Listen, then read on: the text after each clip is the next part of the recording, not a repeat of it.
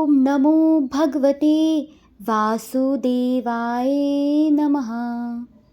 भक्तों, वैशाख मास की इस पावन अमृत वर्षा में आप सभी को पुनः मेरा स्वागत है। कल हमारे द्वितीय अध्याय में अनजाने में किए गए पुण्यों की महिमा सुनी। आज हम प्रवेश कर रहे हैं तृतीय अध्याय में। शास्त्रों में बताया गया है कि वैशाख के महीने में सूर्य की तपिश जैसे जैसे बढ़ती है, वैसे वैसे हमारे द्वारा किया गया दान और जप हमारे प्रारब्ध के ताप को शांत करता है। आज का अध्याय विशेष रूप से पितरों के उद्धार और चंदन की महिमा पर आधारित है। परंतु कथा के रस में डूबने से पहले आइए विघ्न नाशक श्री गणेश जी के चरणों में वंदना करते हैं और उनकी एक नई दिव्य कथा का श्रवण करते हैं। भक्तों, आज मैं आपको गणेश जी की कथा सुनाती हूँ, जो हमें सिखाती है कि भगवान केवल भाव के भूखे हैं। एक समय की बात है, एक बहुत ही निर्धन बालक था, जिसके पास ना धन था, ना रहने को कोई घर। वह जंगल से लकड़ियाँ बीनकर अपना पेट भरता था। एक दिन उसने देखा कि गांव के धनी लोग गणेश उत्सव मना रहे हैं और भगवान को 56 भोग लगा रहे हैं। बालक का मन भी हुआ कि वह गणेश जी को कुछ अर्पित करे, पर उसके पास तो कुछ भी नहीं था। वह रोता हुआ जंगल में गया। वहाँ मिट्टी से एक सुंदर गणेश जी बनाए। उसने सोचा, प्रभु को क्या खिलाऊं? उसने पास के बेर के पेड़ से कुछ जंगली बेर तोड़े। उसने सोचा कि कहीं ये खट्टे ना हो, इसलिए उसने हर बेर को पहले चखा और जो मीठे थे वही गणेश जी को सामने अर्पित दिए। तभी वहाँ से कुछ विद्वान पंडित गुजरे। उन्होंने देखा कि बालक झूठे बेर चढ़ा रहा है। उन्होंने उसे डांटा, मूर्ख बालक, भगवान को झूठा भोग लगा रहा है, यहाँ से भाग। बालक डरकर रोने लगा और क्षमा मांगने लगा। तभी एक चमत्कार हुआ। मिट्टी की उस प्रतिमा से साक्षात गणेश जी प्रकट हुए। उनकी आभा सूर्य के समान थी। गणेश जी ने उन पंडितों से कहा, रुको, तुम मुझे सोने के थाल में 56 भोग तो दे देते हो, पर उसमें वह प्रेम और श्रद्धा नहीं होती जो इस बालक के झूठे बेरों में है। इतने में मुझे चख कर इसलिए दिया ताकि मुझे खट्टे बेर ना खाना पड़े। यह झूठ नहीं, यह तो इसकी अटूट ममता है। गणेश जी ने उस बालक को गले लगाया और उसे सर्वगुण संपन्न बना दिया। भक्तों, गणेश जी के केवल बड़े अनुष्ठानों से नहीं, बल्कि एक सच्चे सरल मन से भी प्रसन्न होते हैं। ओम गणेशाय नमः। तो ये थी गणेश जी की कथा। अब हम तृतीय अध्याय में प्रारंभ करते हैं। तो भक्तों, अब प्रारंभ करते हैं वैशाख मास के तृतीय अध्याय। इस अध्याय में ऋषि नारद जी और राजा अम्बरीश जी के संवाद के मध्य से बताया गया है कि वैशाख की भयंकर गर्मी में जो भक्त भगवान विष्णु के विग्रह यानी मूर्ति पर शीतल चंदन का लेपन करता है, उसे राजसूय यज्ञ का फल प्राप्त होता है। चंदन की शीतलता भगवान को अत्यंत प्रिय होती है।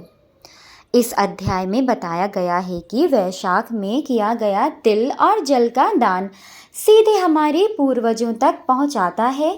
जो लोग अपने पितरों की शांति चाहते हैं, उन्हें इस महीने में प्यासी को पानी और पक्षियों को दाना अवश्य देना चाहिए।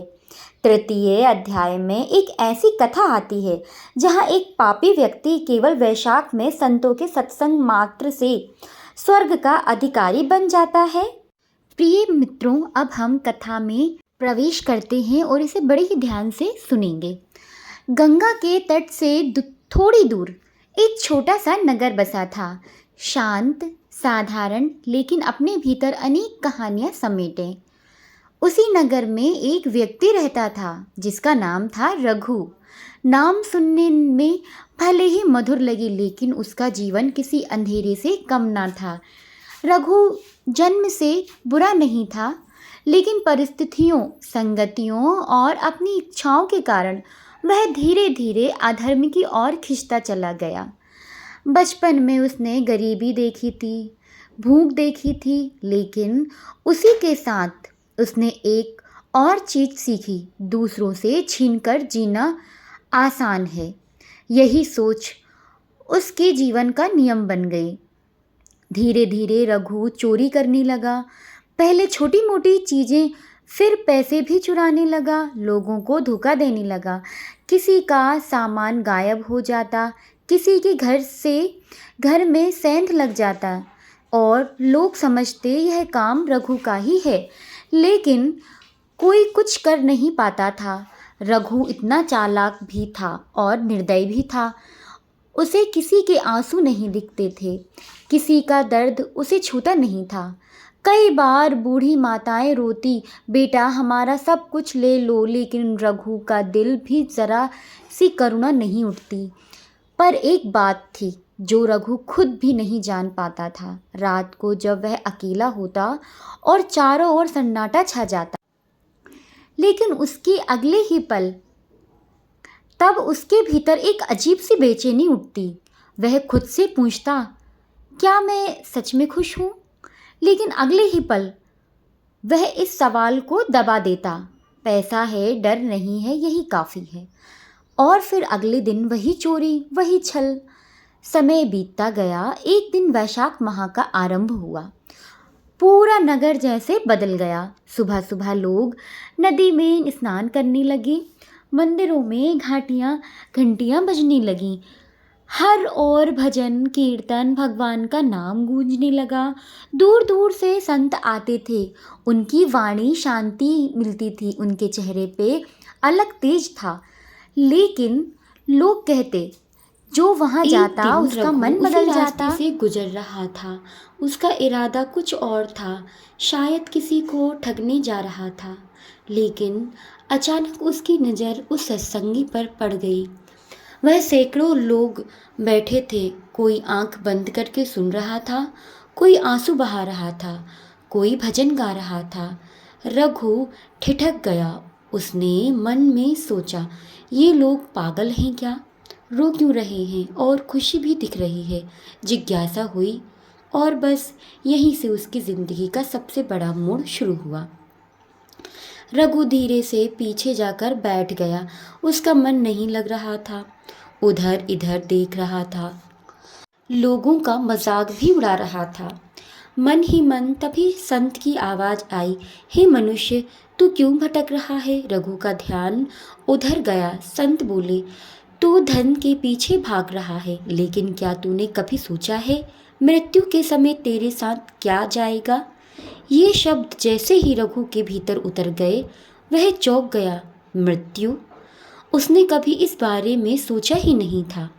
संत आगे बोले, जिस धन के लिए तू दूसरों को रुलाता है, वही धन एक दिन तेरे हाथ से छूट जाएगा, और जब तू जाएगा तो तेरे कर्म ही तेरे साथ जाएंगे। रघु के भीतर जैसे कुछ टूट गया। उसे याद आए वो सारे चेहरे जिन्हें उसने रुलाया, वो बूढ़ी माँ, वो गरीब बच्चा, वो किसान। वो पहली बार उसके दिल में दर्द उठा। रघु उठकर जाना चाहता था। उसे ये सब कुछ अच्छा नहीं लग रहा था, क्योंकि सच हमेशा चुभता है, लेकिन उसके पैर जैसे जम गए थे। वह बैठा रहा, सुनता रहा, और हर शब्द दिल को काटता रहा। उस दिन रघु ज़्यादा देर नहीं रुका। वह उठकर चल गया, लेकिन जाते जाते उसके अंदर कुछ बदलाव आ चुका था।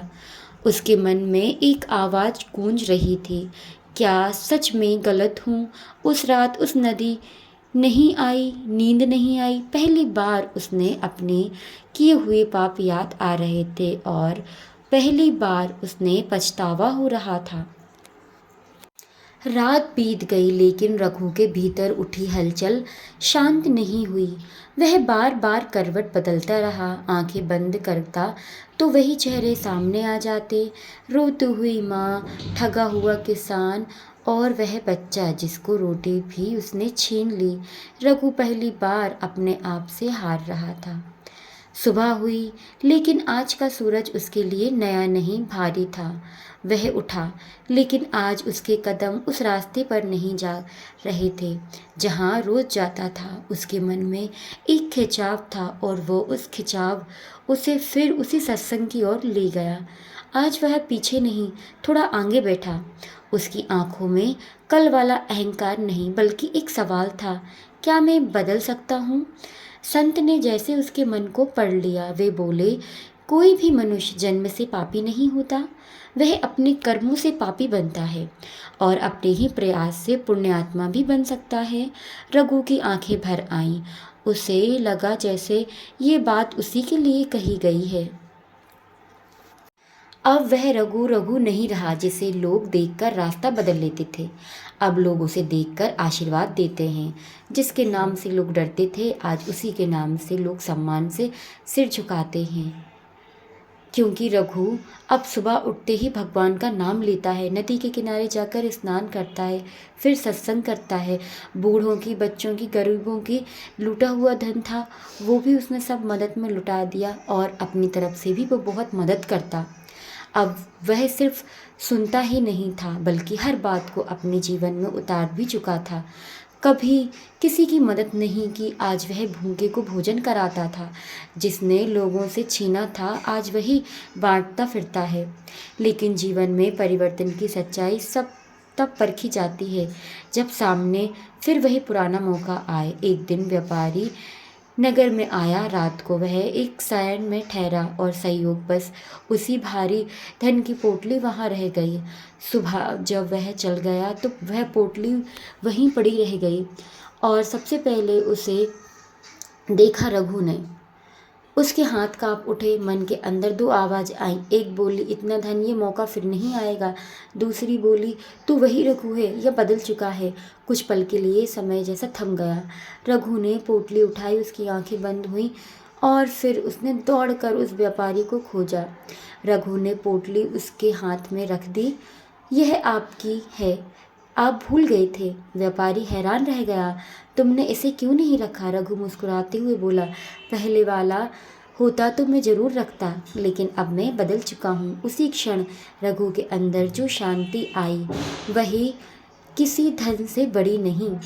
समय बीतता गया। एक दिन रघु बीमार पड़ गया। उसे महसूस हो गया कि अब उसका अंत निकट है। वह शांत से लेटा था। उसके होठों पर भगवान का नाम था और आंखों में कोई डर नहीं। जैसे ही उसके प्राण निकलने लगे वह एक अद्भुत प्रकाश फैला। यमदूत वहां आए लेकिन उसी समय दिव्य तेज से भरपूर देवदूत भी प्रकट हुए। यमदूत बोले, यह व्यक्ति पहले पापी था, इसे हमारे हाथ सौंपो। देवदूत मुस्कुराए, हाँ पापी था, लेकिन वैशाख माह में संतों के सत्संग ने इसका जीवन बदल दिया। इसने सच्चे मन से पछतावा किया और अपने कर्मों से खुद को शुद्ध किया। कुछ क्षण के लिए मौन सा छा गया, फिर आकाश जैसा दिव्य वाणी गूंजी, जो सच्चे मानव मन से बदल जाता है वह मेरा हो जाता है। यमदूत पीछे हट गए। देवदूत ने रघु की आत्मा को सम्मान से उठाया। रघु की आत्मा पर हल्की सी पवित्र थी और ऊपर की ओर उठने लगी। जहाँ प्रकाश था वह शांति से ही शांत थी, जहाँ कोई डर नहीं, कोई पाप नहीं। कोई भी व्यक्ति इतना पापी नहीं होता कि उसका उद्धार ना हो सके। सत्संग की एक किरण भी जीवन का अंधकार मिटा सकती है। सच्चा पश्चाताप और कर्म परिवर्तन, यही असली मोक्ष होता है। वैशाख माह में किया गया सत्संग, सेवा और स्मरण मनुष्य को सीधे ईश्वर के समीप लाता है। आप सभी लोगों का बहुत तहे दिल से धन्यवाद। आप यहाँ तक इस ज्ञानवर्धक यात्रा में हमारे साथ जुड़े रहे और आगे भी हम वैशाख माह की कथाएं लेकर आएंगे। अगर आपको ये कथा पसंद आई हो तो वीडियो को लाइक करें, चैनल को सब्सक्राइब करें और इस वीडियो को अपने मित्रों और अपने सह संबंधियों को भूलना बिल्कुल ना भूलें और बेल आइकन बटन दबाएं। और आप कैसी कथा सुनना चाहते हैं आप कमेंट बॉक्स में ज़रूर लिखें।